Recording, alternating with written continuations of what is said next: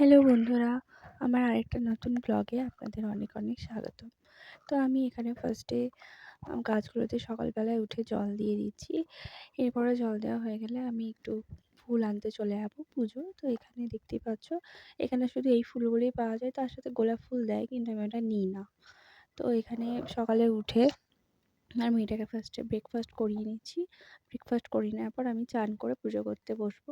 তো এখানে দেখতে পাচ্ছ আমি চান করে পুজো করতে বসে গেছি। আর আমি শ্রীনিকাকে প্রত্যেকদিন আমার সাথে পুজো করাতে নিয়ে বসাই। আর ও টুকটুক করে আমি কী করছি সব দেখে।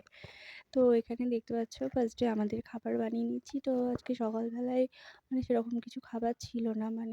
মেন হচ্ছে বাঙালিদের মুড়িটাই হচ্ছে ব্রেকফাস্ট, অনেকে খায় কিন্তু এখানে আমেদাবাদে যেহেতু মুড়িটা পাওয়া যায় না, তো আমাকে নানান রকম করে আর কি ব্রেকফাস্টটা করতে হয়। তো এখানে আমি উপমা বানিয়ে নিচ্ছি। ফার্স্টে একটু হালকা কড়াইয়ে এই সুজিটা ভেজে নিয়ে তুলে তার মধ্যে তেলের মধ্যে সর্ষে, কাঁচা লঙ্কা এসব দিয়ে দিচ্ছি। তো এখানে কারি পাতাটা দিতে হয় কিন্তু কারি পাতা আমার কাছে ছিল না বলে আমি দিতে পারিনি। তো এখানে এটা হালকা ভাজা হয়ে যাওয়ার পর সমস্ত রকম সবজি টবজি দিয়ে দিয়েছি। তো এখানে যত বেশি সবজি দেবে এটা তত বেশি ভালো লাগে।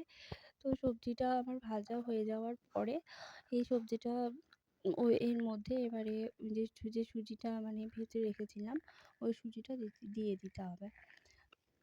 তো এখানে যত বেশি সবজি দেবে তত বেশি ভালো লাগবে আর কি। সবজিটার মধ্যে গায়ে গায়ে লেগে যাবে, তো তো একটু ঝরঝরে ভাবটা ভালো আসবে। তো এখানে সুজিটা ঢালার পরে এরপরে এগুলো সবগুলো একসাথে একটু হালকা করে মিক্সড করে নিয়ে এর মধ্যে এবার হালকা হালকা করে জল ঢালতে হবে, যাতে সুজিটা সেদ্ধ হয়ে যায়। তো এখানে না আমি শুকনো কড়াইয়ে হালকা করে ভেজে নিয়েছিলাম, তারপরও হালকা হালকা করে একটু জল ঢালতে হবে। তো আমি এখানে ফার্স্টে চিনি অ্যাড করে নিচ্ছি, এটা একটু ঝাল হবে আর একটু মিষ্টি মিষ্টি হবে, ঝাল মিষ্টি টাইপ হবে আর কি। তো খেতে খুবই সুন্দর হয়, ঝাল মিষ্টির কম্বিনেশনে খেতে খুব সুন্দর লাগে। তো এটা ওখানে কেউ হলুদ দিলে হলুদ দিতে পারো, আর নইলে হলুদটা স্কিপ করতে পারো। তো আমি হলুদ দিয়ে দিই, সাদা সাদা কেমন ফ্যাকাসে ফ্যাকাসে লাগে ওই জন্য। তো এখানে সব শুদ্ধ একসাথে মিক্সড করার পরে এখানে হালকা হালকা করে এবারে জলটাকে অ্যাড করতে হবে। তো এই দেখুন জলটা আমি অ্যাড করে দিচ্ছি। জলটা অ্যাড করে দেওয়ার পরে হালকা হালকা করে এটা নেড়ে যেতে হবে, নাহলে নিচে লেগে যাওয়ার চান্স থাকতে পারে।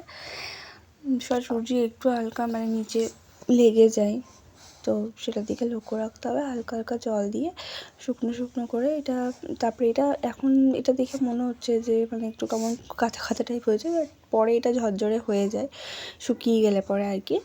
তো এই দেখো এটা রেডি হয়ে গেছে। এরপর খেয়ে নেবো ব্রেকফাস্ট। আর ওইদিকে দেখো বাবা আর মেয়ে মিলে কী করছে, এটা নিয়েও আর কি ওর বাবা ওকে আইসক্রিম গাড়ি খেলে, আর এটাও একদম পছন্দ করে না। এই জিনিসটা করলেও প্রচুর ভয় পেয়ে যায়। এলাকা এত ভয় পেয়ে গেছে, বাবা দিতে চাইছে তাও ওর কাছে যাচ্ছে না। তো আমি নিলাম, আমার কাছে এলো। তো এরপরে আমি লাঞ্চের জন্য এই যে দেখতে পাচ্ছ মাগুর মাছ এনেছিলাম, ওটা করে নিচ্ছি। তো মাগুর মাছ এরকম বাটা মশলা দিলে বেশি ভালো লাগে আর কি। তো এগুলো সব আমি শিলে বেটে নিয়েছিলাম পরপর। তারপরে মাগুর মাছটাকে নুন হলুদ মাখিয়ে আমি ভেজে নিয়েছিলাম। তো সব হালকা হালকা করে ভাজতে হবে। মাগুর মাছে বেশি তেল মশলা এরকম ভাল লাগে না। মাগুর মাছের একটা পাতলা যে হালকা ঝোল হয় সেটাই বেশি ভালো লাগে আর কি। বেশি মশলা দিয়ে করলে ভালো লাগে না। তো এখানে ফার্স্টে আলুগুলো আমি ভেজে নিলাম, তারপরে মাছগুলো একে একে দিয়ে মাছগুলো আমি ভেজে নিচ্ছি। মাছগুলো হালকা ভাজবো, বেশি কড়া করে ভাজবো না। যেহেতু মাগুর মাছ হচ্ছে রক্ত খুব হয় মাগুর মাছ খেলে, তো আমার ভীষণ ভালো লাগে মাগুর মাছটা। তো ওর বাবা কোনোদিনও খায়নি মাগুর মাছ, তো বললো আমি ট্রাই করব, দেখবো কেমন খেতে হয়। তো বললো যদি ভালো লাগে খাবো, আর যদি ভালো না লাগে তো আমি খাবো না।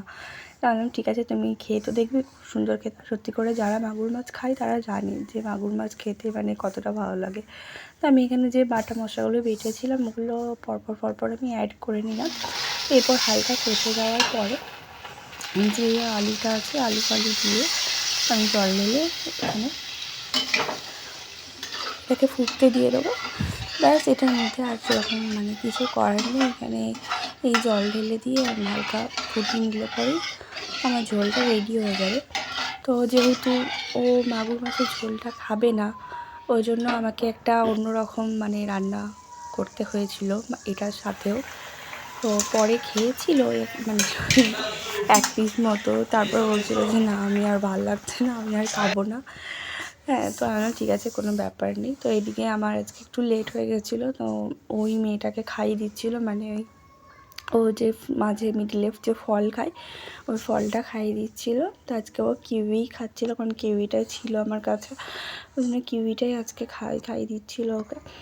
এরপর খাইটাই দিয়ে ওর বাবাই ওকে চান টান করিয়ে দিয়েছিল। তো এই দেখো মাগুর মাছটা আমার ফুটে গেছে। তো এদিকে যেটা বললাম যে আরেকটা ব্যবস্থা করতে হয়েছে, তো সেইটার ব্যবস্থাই চলছে। হ্যাঁ, তো এই দেখো দেখতেই পাচ্ছ কী ব্যবস্থা চলছে, বুঝে গেছো আশা করি। এখানে চলছে হচ্ছে চিকেন, মানে আমাকে চিকেন রান্না করতে হয়েছিলো, তো আমিও শর্টকাটে ছেড়ে দিয়েছি, মানে জাস্ট নর্মাল কষা করে রান্না করেছিলাম, কিছুই সেরকম করিনি। আর কষানো তো মোটামুটি সবাই জানে। হ্যাঁ, তো বেশ কষানো হয়ে গেছে। এরপর আমি ওকে, ওর বাবা চান করিয়ে দিয়েছে, আমি ওকে একটু পরিষ্কার করে দিলাম, এই যে হালকা করে একটু টিপ পরিয়ে দিলাম।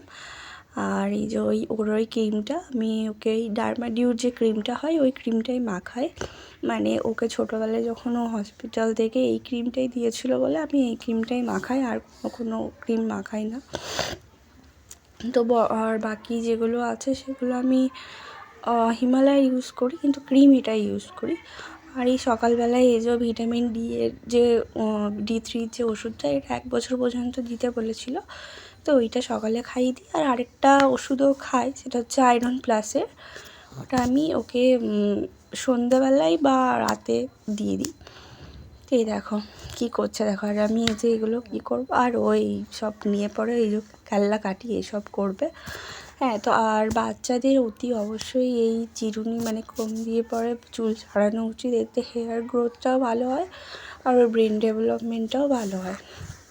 তো এই যে এটা দিয়ে ওকে আমি এগুলো সব নিয়ে চলে গেলাম।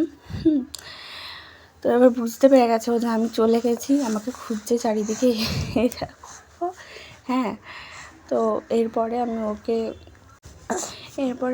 খাইয়ে নিয়েছিলাম, মানে ও চান করার পরে ওর ভীষণ ঘুম পেয়ে যায়। তো এই দেখো আমার চিকেনটাও হয়ে গেছে, আর এদিকে ওর খাবারটাও আমি রেডি করছি। এগুলো সব আমি ভাতের সাথে সেদ্ধ করে নিয়েছিলাম, আলাদা করে কিছু করিনি, সব একসাথে তারপরে সেদ্ধ করে আমি সব একসাথে মেখে নিই। হ্যাঁ, এই দেখো খেয়ে নিচ্ছে টুকটুক করে, কিন্তু ওর এখন প্রচণ্ড ঘুম এসেছে।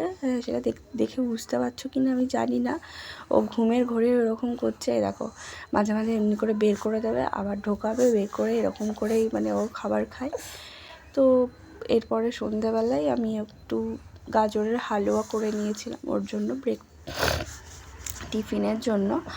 তো এটা মানে আমরা একটু বাইরে বেরিয়েছিলাম ওই দিনকে, তো ওইটা আমি সাথে করে নিয়ে গেছিলাম, তো বাইরেই খাইয়ে দিয়েছিলাম ওকে। তো আমি বাইরে বেরোলে ওর জন্য খাবার ক্যারি করে নিয়ে যাই, আর যদি সম্ভব হয় তো বাড়িতেই খাইয়ে নিয়ে যাই।